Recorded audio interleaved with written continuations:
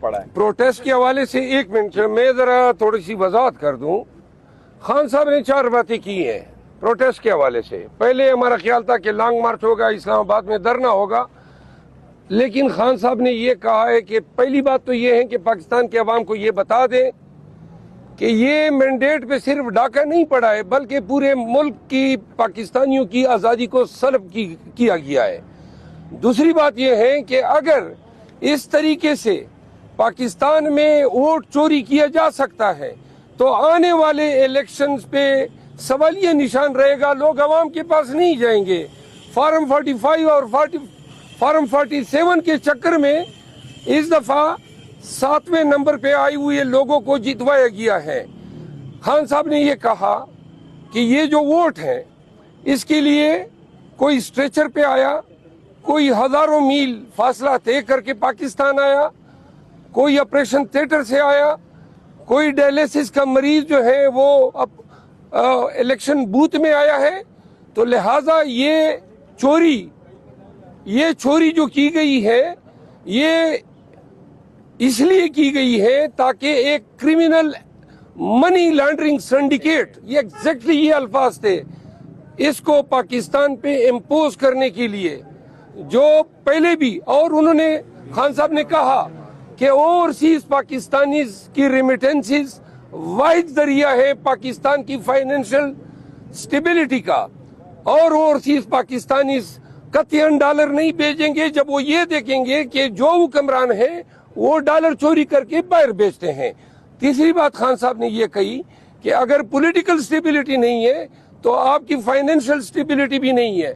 28 billion dollar 3 माह के अंदर पाकिस्तान ने लोन की मद में लौटाने हैं। 1 बिलियन डॉलर तक हमारे पास रिजर्व नहीं है, कोई रोड मैप नहीं है।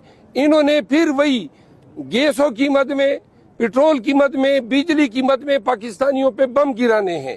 तो लिहाजा कौम का ये फर्ज बनता है, जब वो एहतजाज की कॉल दे रहे थे तो उन्होंने कहा कि हम आपके दिए गए मैंडेट के अमीन जरूर हैं, लेकिन आज पाकिस्तान ने एक दफा उठना है रूल ऑफ लॉ के लिए और दिए गए वोट के तहफ्फुज के लिए। उन्होंने कहा कि फॉल्स फ्लैग और दोबारा 9 मई के बयानिए से कौम को डराने की कोशिश की गई। उन्होंने कहा पुरअमन रहेगा, और पुरअमन एहतजाज में अगर पाकिस्तानी कम निकलते हैं तो फिर पाकिस्तान में जमहूरियत की जो तकदीर है वो सील होती है।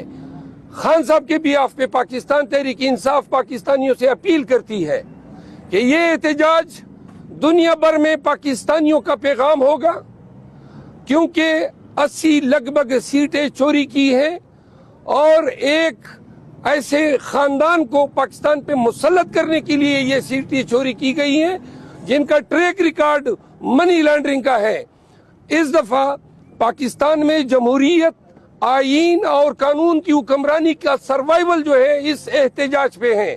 लिहाजा बिला खौफ व खतर, बगैर किसी अंदेशे को ज़हन में डाले, हर पाकिस्तानी का फर्ज है कि पीटीआई का झंडा उठाएं। हर पाकिस्तानी अपने शहर, अपने देश, अपने टाउन में निकले और तमाम को बताएं कि पाकिस्तान के हुक्मरान पाकिस्तान के अवाम है। ये लोग जो मैंडेट चोरी कर रहे हैं और चोरी के जरिए चोरों को बिठाने की कोशिश कर रहे हैं, ये सब अगर आज कामयाब होते हैं और पाकिस्तानी किसी भी डर की वजह से या खौफ की वजह से एहतजाज ऐसे मुस्तहकम अंदाज में रिकॉर्ड नहीं कराते हैं तो फिर पाकिस्तान में जमहूरियत के लिए भी अंधेरा है। बुनियादी हकूक की पामाली जो है पाकिस्तानियों का मुकद्दर बनेगी। लिहाजा मैं ऑन बिहाफ ऑफ चेयरमैन और पीटीआई पाकिस्तानियों से 10 बस्ता इल्तिमास करता हूं कि सैटरडे को दिन 12 बजे पूरे पाकिस्तान ने निकलना है। हर एक ने ये सोच के निकलना है कि ये जंग पाकिस्तान के लिए है, हमारी आजादी की जंग है।